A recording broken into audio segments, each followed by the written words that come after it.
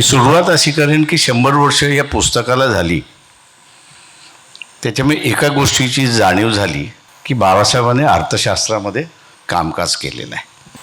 सामाजिक चळवळीला ज्यावेळेस सुरुवात केली आणि त्यावेळेस अर्थशास्त्रावरती बोलायला लागलो, त्यावेळेस चळवळीतलीच असणारी मंडळी लाल बावटा आला म्हणून अशा रीतीने टीका चालली होती. आणि हळूहळू लक्षात आलं की जसं बाबासाहेबांनी अर्थ आणि जात याचं कोरिलेशन इस्टॅब्लिश करण्याचा प्रयत्न जसा केला, थिअरी ऑफ लूट या पुस्तकामधले असणारा त्यांनी मांडलेला सिद्धांत आहे, मी त्याच्याकडे नंतर येतो. पण त्या काळचं वर्तमानपत्र आणि टीका आपण असं बघितली तर जात आणि अर्थशास्त्र याचा जो संबंध बाबासाहेब मांडायला प्रयत्न करत होते, त्यावेळेसही त्यांच्यावरती अटॅक झाला, टीका झाली. आणि कालांतराने मग त्यांचं लक्षात आलं की आपण जोपर्यंत हे अँथ्रोपॉलॉजिकल दृष्टिकोनातून इतिहासामध्ये कुठलीही आता वर्जिन सोसायटी राहिलेली नाही, तर सोसायटी ही असणारी इंटरमिक्सिंग झालेली आहे. आणि त्याच्यामुळे असणारं ही जी थिअरी ऑफ प्युरिटी म्हणून असणारं त्यावेळेसच्या काळामध्ये मांडल्या जात होती, त्यांच्याकडे असणारं त्याचा अधिक वळ त्यांनी दिला. त्यांचं इकॉनॉमिक्सबद्दलचं असणारं लिखाण अनेक दृष्टिकोनातून आहे.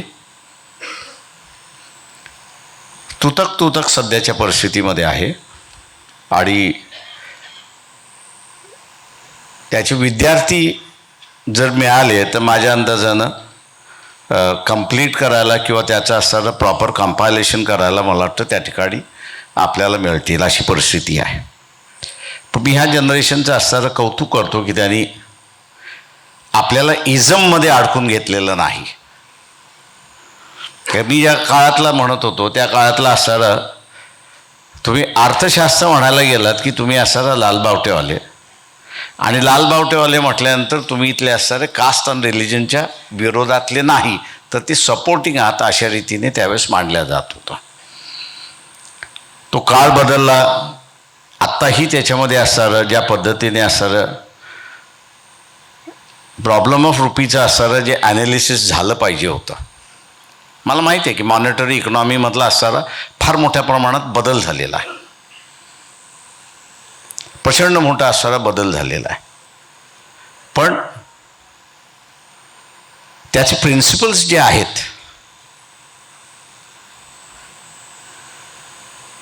ते प्रिन्सिपल्स कधी चेंज होत नाही. म्हणजे एकदा तुम्ही इक्वालिटीचा सिद्धांत गेला तर ते इक्वालिटीच्या सिद्धांत म्हटलं एव्हरी मॅन इज इक्वल, हा जो बेसिक प्रिमायसेस जे आहे, हे बेसिक प्रिमायसेस तशाच्या तसंच राहतं. त्याच्या अवतीभोवतीचा असणारा मुलायमा जो आहे हा त्या त्या काळामध्ये तिथे असणारा बदलत असतो, आणि तो बदलण्यासाठी आपण असणारा वाव दिला पाहिजे, वेळ दिला पाहिजे, आणि त्याला असणारा प्रोत्साहितही केलं पाहिजे. मी या ठिकाणी 2 गोष्टींचा असणारा उल्लेख करणार आहे, आणि तो म्हणजे पर्चेसिंग पॉवर ऑफ रुपी.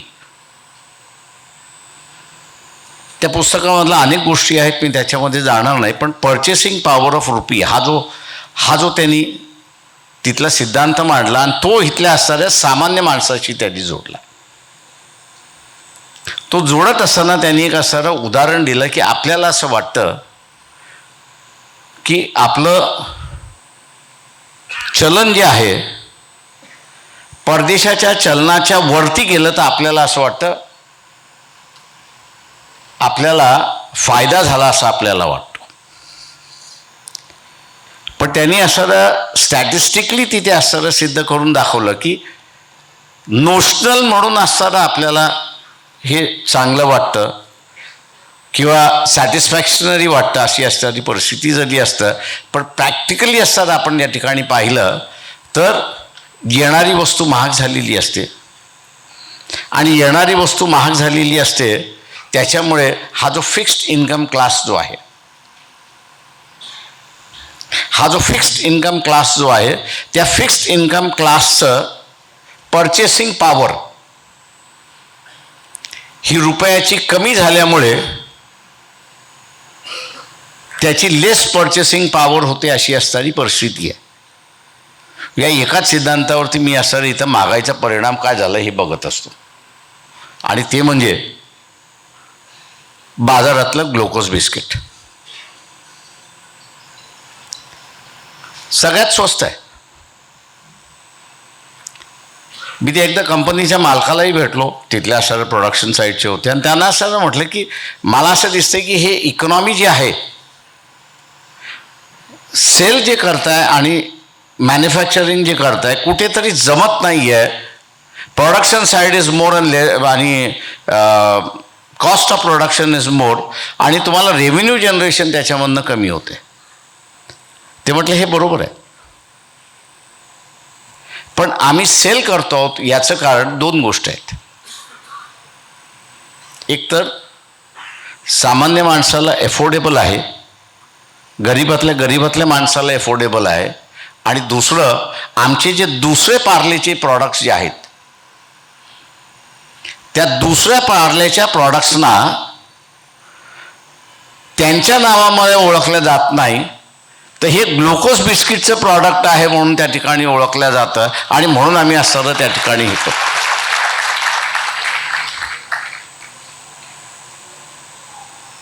माझा सांगण्याचा मुद्दा हा की ही जर पर्चेसिंग पॉवर आपण स्टेबल ठेवली नाही, आणि ती व्हेरियस फॅक्टर्सवरती आहे, ती नुसतं एका ह्याच्यावर म्हणजे एक्सचेंज स्टँडर्ड आहे त्याच्यावरती नाही, तर आपल्या इथलं सगळ्यात अजून मोठा अभ्यास झालेला नाही, आणि तो म्हणजे हा जो सरकारी कर्मचारी आहे, सरकारी कर्मचारी जो आहे, आणि सरकारी कर्मचारी इंडेक्स वाढला की त्याचा DA वाढतो. आता हा इंडेक्स वाढावा यासाठी व्यापारी काही करतो का? यासाठी रिटेलर काही करतो का? याचा अजून इम्पेरिकल स्टडी आपल्या इथे झालेला नाही. याचं कारण की शासन हे सगळ्यात मोठं म्हणजे 30-35% सेंट्रल गव्हर्नमेंट आणि 45 ते 50% स्टेट गव्हर्नमेंट हे स्वतःचं revenue by way of a salary ही बाजारामध्ये फेकत असते. ही बाजारामध्ये फेकत असते. आता ही फेकत असलेली सॅलरी त्याचे वेजेस आहेत, याच्याबद्दल दुमत नाही, पण हे वेजेस DA एका बाजूला आणि प्राइस इंडेक्स दुसऱ्या बाजूला हा अपवर्ड ट्रेंड होतो का हे बघणं त्याच्यातलं महत्त्वाचं आहे. कारण का प्राइस इंडेक्स वाढणं म्हणजे काय की कुठली तरी किंमत वाढणं अशी असणारी परिस्थिती आहे, आणि किंमत वाढली तो जो सॅलराइज क्लास आहे की ज्याच्यामधला तो जेमतेम जगतोय असा असणारा जो क्लास आहे, लोअर मिडल क्लास, आणि त्याच्यामधला असणारा पॉवर्टी लाईन खालचा असणारा जो क्लास आहे की जो माझ्या मताप्रमाणे more than 60% of the population आहे अशी असणारी परिस्थिती. मग मी ॲग्रिकल्चरिस्टसुद्धा त्याच्यामध्ये असणारा घेतो आहे. याच्यावरती परिणाम काय, आणि त्याच्यावरती बाबासाहेबांनी असं म्हटलं आहे की जोपर्यंत प्राईस पॅरिटी आपण ठेवत नाही, प्राईस स्टेबिलिटी आपण जोपर्यंत ठेवत नाही, तोपर्यंत ह्या खालच्या माणसाचं विकास कधी होणार नाही, आणि तो इकॉनॉमिक जनरेशन ज्याला आपण म्हणतो किंवा वेल्थ जनरेशन आपण ज्याला म्हणतो, तो वेल्थ जनरेशनच्या कॅटेगरीमध्ये कधीच येऊ शकत नाही अशी असणारी परिस्थिती आहे. आणि म्हणून इन्सिस्ट यांनी असणारं आता नव्याच्या याच्यामध्ये आपण असणारं पाहिलं आत्ताच्या असणाऱ्या पिरियडमध्ये आपण असणारं पाहिलं त्या सगळ्या ह्याच्यामध्ये, तर पॉवर्टी इव्हॅल्युएशनचे कार्यक्रम फार मोठ्या प्रमाणात आहे. म्हणजे आपण असं बघितलं तर शासन नुसतं आपलं बजेट एका बाजूला, जसं मी म्हटलं की सॅलराईज क्लासकडे चालले, तशा रीतीने सबसिडाईज आणि इन्सेंटिव्ह या दोन गोष्टीमध्ये त्या ठिकाणी मोठ्या प्रमाणात चालले असं मी त्या ठिकाणी मानतोय. पण ह्या दोन्ही गोष्टींचा असणारा परिणाम तिथे असणारा वेल्थ जनरेशनमध्ये होत नाही. आणि त्याचं कारण एकच आहे की ही शासनाची यंत्रणा जी आहेत, या शासनाच्या यंत्रणेमध्ये व्हॅल्यू ऑफ दी रुपी हा जो आहे, हा दिवसेंदिवस त्या ठिकाणी घसरत चालला अशी असणारी परिस्थिती आहे. शासन ज्यावेळेस या ठिकाणी कॉइनेज वाढवतं आणि कॉइनेज घटवतं, हा मी दुसरा माझं स्वतःचं असणारं इथली व्यवस्था कशी आहे हे बघण्याचं असेल. कारण का प्रिंटिंग ऑफ नोट ही स्वस्त आहे आणि प्रिंटिंग ऑफ कॉइन ही महागडी आहे. गव्हर्नमेंट जेव्हा सुस्थितीत असतं त्यावेळेस ते प्रिंटिंग ऑफ कॉइनकडे वळतं आणि आर्थिक स्थिती त्यांची नसेल तर मग ते प्रिंटिंग ऑफ कॉइन करत नाही, तर ते प्रिंटिंग ऑफ नोट्सकडे त्या ठिकाणी असणारं वळतं. काय का कॉस्ट ऑफ प्रोडक्शन कॉइनेज आणि नोट्स हा जर बघितला तर फार मोठ्या प्रमाणात आहे अशी असणारी परिस्थिती आहे. आणि म्हणून मॉडर्न ह्याच्यामध्ये मी असं म्हणेन की व्हेरियस पॅरामीटर्स निर्माण झालेले आहेत की ज्या व्हेरियस पॅरामीटर्स मार्फत आपण असणारं आत्ताची सध्याची इकॉनॉमी जी आहे ती आपण त्या ठिकाणी पाहिली पाहिजे. मी दुसरं असणारं या ठिकाणी मांडणार आहे, कुमार केतकरने थोडंसं वाईट वाटून घेऊ नये, पण there is known what is known as theory of exclusions. या इकॉनॉमिकली सुद्धा लागतात त्याच्यामध्ये. इकॉनॉमिकली बाबासाहेब त्याच्यामध्ये मांडू शकले नाही त्या सगळ्या ह्याच्यामध्ये, पण त्यांनी कास्टच्या संदर्भातलं what Congress and Gandhi have done to the untouchables याच्यामध्ये असणारं जर हे केला तर त्यांनी काँग्रेस आणि महात्मा गांधींना एका पद्धतीने असणारं दोषी धरलेला आहे. दोषी का धरलेला आहे तर कास्ट आणि इकॉनॉमी या दोन्ही गोष्टी हँड इन हँड त्या ठिकाणी जातात. सस्टेनेबिलिटी ऑफ कास्ट ही पॉसिबल कधी आहे तर ज्यावेळेस डिपेंडेबिलिटी 100% ज्यावेळेस आहे त्यावेळेस. आणि बाबासाहेबांचं असं म्हणणं होतं की महात्मा गांधी आणि काँग्रेस या दोघांनी ही डिपेंडेबिलिटी कमी करावी.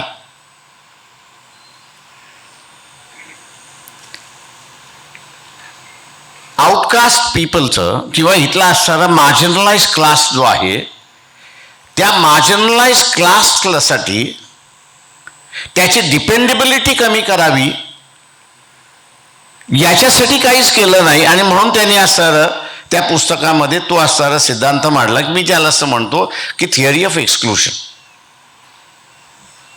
आणि ती सस्टेन करण्यासाठी त्यांनी त्यावेळेस जुनं, मला माहीत नव्हतं की बाबासाहेबांचं डिझाईन होतं की काय होतं, की त्यांनी असणारं स्मॉल होल्डिंग्स इन इंडिया याचे त्यांनी असणारं निबंध लिहिला होता. आणि त्या निबंधामध्ये त्यांनी असं म्हटलं होतं की holding is not the issue. Holding is not, land holding is not the issue. Issue जो आहे तो प्रोडक्शन करणारा जो आहे, या प्रोडक्शन करणाऱ्या वर्गाला तुम्ही देणार काय यात. एका बाजूला त्यांनी असं म्हटलं की आउटपुट ह्याला इंडस्ट्रीप्रमाणे तुम्ही असं ट्रीट केलं पाहिजे. म्हणजे इंडस्ट्रीला जसं रॉ मटेरियल प्रोव्हाइड करण्याचं असतं गव्हर्नमेंटचं असतं तशा पद्धतीने तुम्ही एका बाजूने त्याच्यामध्ये बघितलं पाहिजे. आणि दुसऱ्या बाजूला त्याच्या प्रोडक्शनची लूट होणार नाही अशी असणारी परिस्थिती आहे. आता मी उदाहरण द्यायचं झालं तर सध्याच्या टमाट्याचं उदाहरण देईन. बाजारात टमाटा आला, 4 रुपयाने सुद्धा शेतकऱ्याकडून कोणी घ्यायला तयार नव्हता. पण ऑल ऑफ अ सडन एका महिन्यानंतर तो 140 रुपये गेला.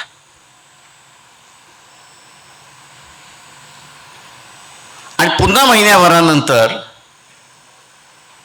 तो पुन्हा 4 रुपयावरती आला. आता ह्याच्यामध्ये अर्थशास्त्र आहे का? तर आहे, डेफिनेटली आहे.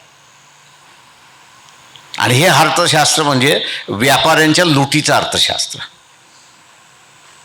की जिथे बाबासाहेबांनी असं म्हटलं की ह्या फार्मरला तुम्हाला प्रोटेक्ट करायचं असेल तर government has to play a positive role. आता इथे गव्हर्नमेंटचा पॉझिटिव्ह रोल नसल्यामुळे किंवा नो रोल ॲट ऑल असं मी जर म्हटलं, किंवा इथे असताना मी असं म्हणेन की 90% farmer had a some sort of protection. Full protection मी असं म्हणणार नाही, पण some sort of protection in the sense की इथली असणारी मार्केट ही जगाच्या व्यापारासाठी मोकळी नव्हती, तर ती इथल्याच लोकांसाठी मोकळी होती. आणि तुम्हाला जर काही इम्पोर्ट करायचं असेल तर there was a window system, आणि ती म्हणजे MMT वेरियस कॉर्पोरेशन्स गव्हर्नमेंटने बनवले होते, आणि थ्रू वेरियस कॉर्पोरेशन्स माल इथे असताना येऊ शकत होता. त्याच्यामुळे रेग्युलेट केलं जायचं की whether there is shortfall or whether there is surplus, आणि त्या दृष्टीने असणारं इथली मॅनेज केल्या जात होती. 90% होतं. आणि म्हणून बिफोर 90 आपल्याला असणारं शेतकऱ्यांची आत्महत्या दिसत नाही, पण नंतर जे आहे ते आपल्याला असणारं आत्महत्या त्या ठिकाणी दिसतात. आपण इथली असणारी परिस्थिती को रिलेट करत नाही असं मी त्या ठिकाणी असणारा मानतो, आणि ती म्हणजे इथला असणारा आदिवासी. A self sufficient community bye it self before the advent of Britishers. Britisher आल्यानंतर ही जी सेल्फ सफिशियंट सोसायटी होती, ही सेल्फ सफिशियंट सोसायटी नंतरच्या कालावधीमध्ये नॉट ओन्ली पॉवर्टी, पण टुडे देशामधली सगळ्यात मोठी मॅलन्यूट्रिश कम्युनिटी म्हणून त्या ठिकाणी आज इस्टॅब्लिश झालेली आहे. Economically viable society, socially enrich society, culturally the most developed society,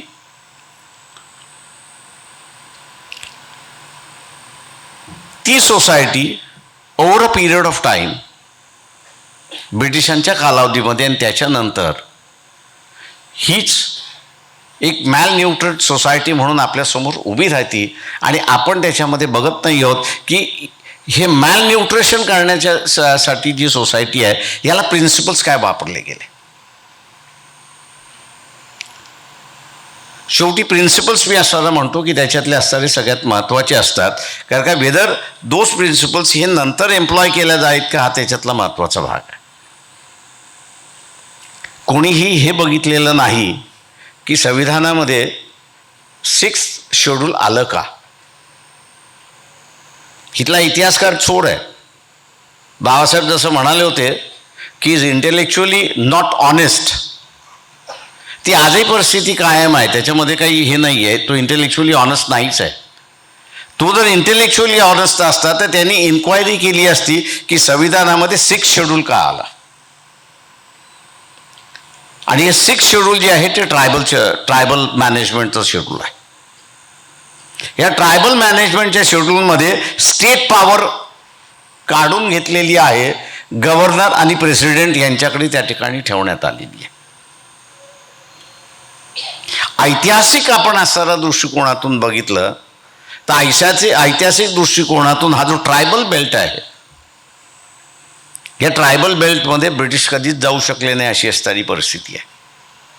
त्यांनी रूल निश्चितपणे केला भारतावरती, पण हे जे ट्रायबल झोन जे आहे, ट्रायबल एरियाज जे आहेत, आजही आपण असणारा पाहिलं, त्या ब्रिटिश ॲडमिनिस्ट्रेशन आपण असणारा त्या ठिकाणी पाहिलं तर ब्रिटिश ॲडमिनिस्ट्रेशन त्यांचे जे झोन्स तयार होतात त्या आउटर झोन्सवरती त्यांनी असणारे आपले पहारे ठेवले आणि आउटर झोनच्या पहाऱ्याच्या माध्यमातून त्यांनी असणारा इंटरनल आदिवासी जो आहे आणि एक्सटर्नल नॉन आदिवासी जो आहे त्याच्यावरती त्यांनी असणारं राज्य केलं अशी असणारी परिस्थिती आहे.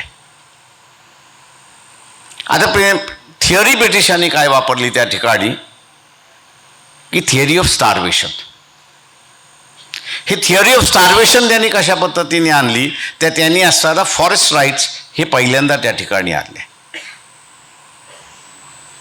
आणि दे स्टडीड टोटली हे आदिवासी कसे जगतात त्यांनी असणारं स्टडी केलं.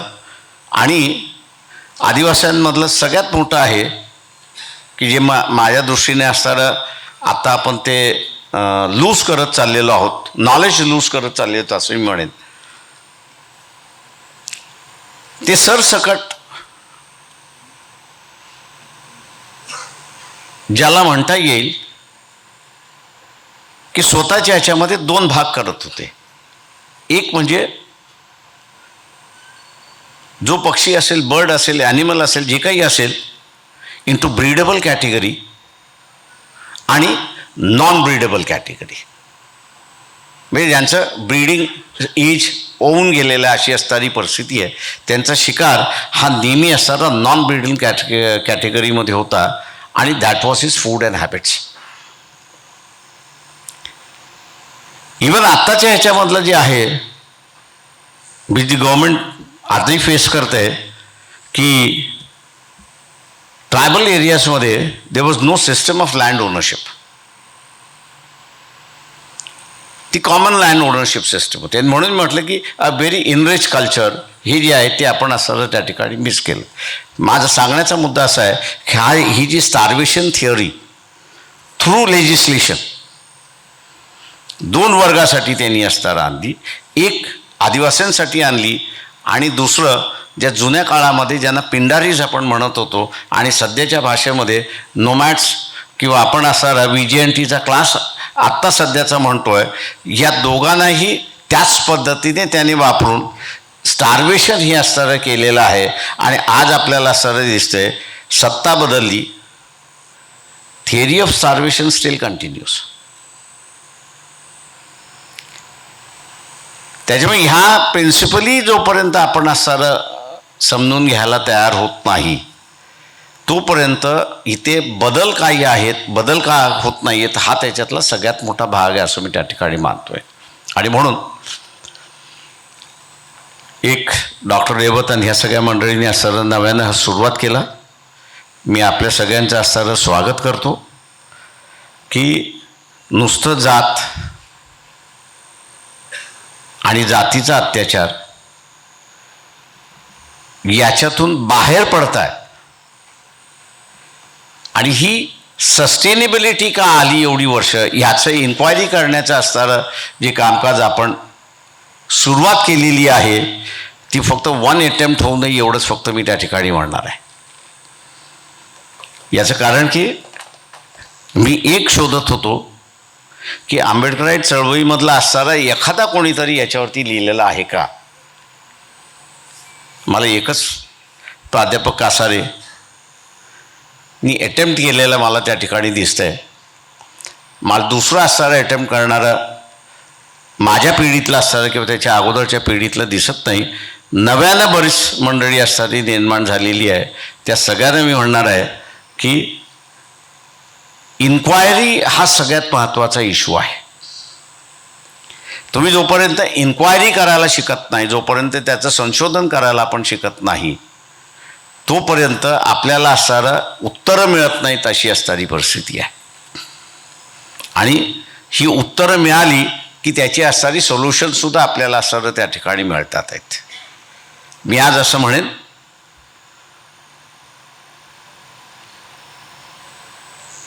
की इकॉनॉमिकल अजेंडा की जो इन्सिस्टंट बाबासाहेबांचा असणारा होता तो इकॉनॉमिकल अजेंडा आपण निर्माणच केला नाही. म्हणजे आज आपण असं हे बघायलाच तयार नाही आहोत की ही त्यांना लॉ मिनिस्टर व्हायचं नव्हतं, पण त्यांना असणारं chairman of the planning commission व्हायचं होतं.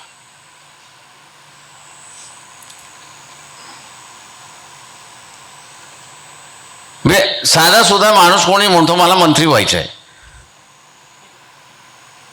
पण त्या काळच्या ह्याच्यामध्ये आपण असणारं बघितल्यानंतर माझं म्हणणं असं आहे की बाबासाहेबांचं आणि नेहरूंचं प्रचंड मोठ्या प्रमाणात मतभेद झाले.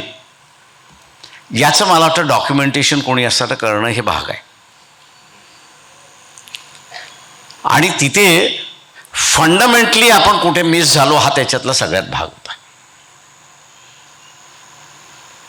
म्हणजे एका काळी प्रायव्हेट मेमोरॅन्डम जे बाबासाहेब असताना देतात, नॅशनलाइज होणारे बाबासाहेब किंवा स्टेट इकॉनॉमी प्रोजेक्ट करणारे बाबासाहेब हे नंतरच्या कालावधीमध्ये मिक्स्ड इकॉनॉमीचं सोल्युशन देणारे बाबासाहेब हे आपल्यासमोर त्या ठिकाणी उभे राहतात. कारण त्यांच्या ज्यावेळेस लक्षात आलं की मी आता असताना फक्त वन सेक्शन ऑफ द सोसायटीचं मला भांडून चालणार नाही आहे, उद्याचं असणारं ह्या देशामधली व्यवस्था ही उभी राहणार आहे आणि त्या व्यवस्थेमधलं माझा रोल काय असलं म्हणजे या व्यवस्थेमध्ये इथल्या जनतेचं रोल काय असलं पाहिजे. त्यावेळेस त्यांनी असणारं त्यांची इकॉनॉमी 3 विभागामध्ये डिस्ट्रीब्यूट केली. वन इज एसेन्शियल म्हणजे नेसेसरी, इसेन्शियल त्यांनी म्हटलं, नेसेसरी आणि ॲक्झिलरी अशी म्हटली. आणि ते म्हणत असताना की नेसेसरी ही जी आहे ही लाईफलाईन ऑफ द नेशन आहे. तुम्हाला असणारा पॉलिटिकल सॉव्हरॅनिटी ही जर मेंटेन करायची असेल आणि बनाना रिपब्लिक तुम्हाला उद्याचं व्हायचं नसेल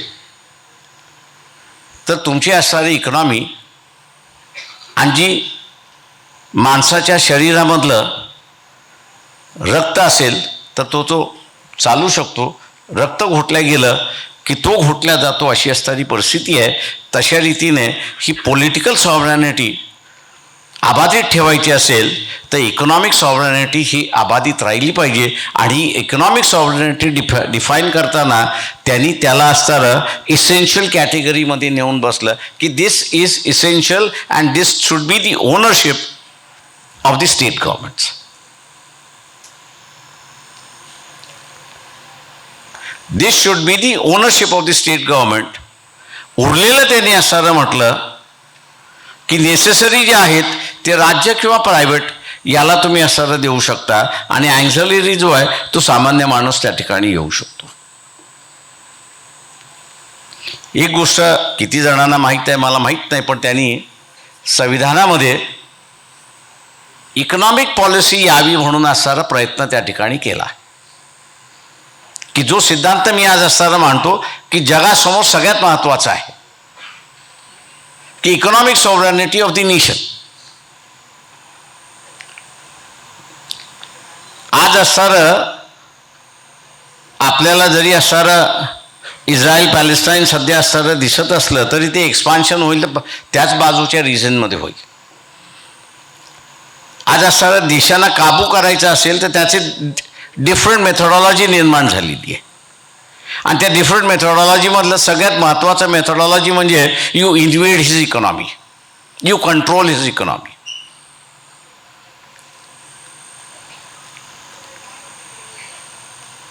एक पाकिस्तानी लेखक आहे रशीद अहमद म्हणून, त्यांनी असं एक फार चांगलं पुस्तक लिहिलेलं आहे द ग्रेट ऑइल गेम. 90 सालचं असणारं ते पुस्तक आहे आणि त्यावेळेच्या जगामध्ये चाललेल्या ऑइलच्या संदर्भातनं जगाचं राजकारण कशा रीतीने आहे किंवा मागच्या 20 वर्षाचं राजकारण जे झालं देशभरात जगभराचं त्याच्यातल्या असणाऱ्या 2 अमेरिकन ऑथर्स आहेत, क्लॅश ऑफ सिव्हिलायझेशन म्हणून त्यांनी असणारं लिहिले आणि आता असं एक नवीन तिसरं पुस्तक आलेलं आहे की ज्याचं मला थोडंसं सायन्स दिसायला लागले की in which way the world will move around असं जे आहे ते मी असं मानतो की आपल्याला गार्ड करणं हा त्याच्यातला महत्त्वाचा आहे. आणि मग हा जो इकॉनॉमिक सॉव्हरेनिटीचा देशाचा जो सिद्धांत आहे हा भारत सरकारने किंवा इथल्या असणाऱ्या विचारवंतांनी पुढे घेतला. तर वर्ल्ड पीसच्या दृष्टिकोनातून तुम्हाला असं करायचं असेल तर इन्व्हेडिंग इकॉनॉमी करण्यापेक्षा एक्सेस टू इकॉनॉमी अशा रीतीचा असणारा आपण त्या ठिकाणी मांडत बसलो तर मग हे जे सोशो पॉलिटिकल टेन्शन्स इंटरनॅशनली आपल्याला जे दिसतात आहेत ते कदाचित आपल्याला दिसणार नाहीत. मी असं म्हणेन की ही सुरुवात झाली, ही सुरुवात आपण असं समजू. वर्षभरापूर्वी पुण्यामध्ये आम्ही असाच या प्रॉब्लेम ऑफ रुपीचा 100 वर्षाचा एक प्रोग्राम केला होता. बरीच लोक या ठिकाणी आहेत, ऐकायला आलेली आहेत. माझं म्हणणं असं आहे की हा अकॅडमिक इश्यू म्हणून त्याच्याकडे असं आपण या ठिकाणी बघितलं पाहिजे आणि डेव्हलप करत आपण असं गेलो या ठिकाणी तर फार मोठ्या प्रमाणात असं आपण डेव्हलप करू शकतो. मी जसं म्हणालो की प्रिन्सिपल्स आर मोर इम्पॉर्टंट. त्याच्यावरचं फ्लेश हे बदलत राहतं पण प्रिन्सिपली आपण जर त्या ठिकाणी मांडत गेलो तर इथे हा जो इकॉनॉमिक रेलेव्हन्सचा जो भाग आपण त्या ठिकाणी बघतोय तो भाग मोठा राहील. आपण हा कार्य करताय त्याबद्दल मी आपल्या सगळ्यांचा आभारी. शांततेने ऐकलं त्याबद्दल थँक्यू.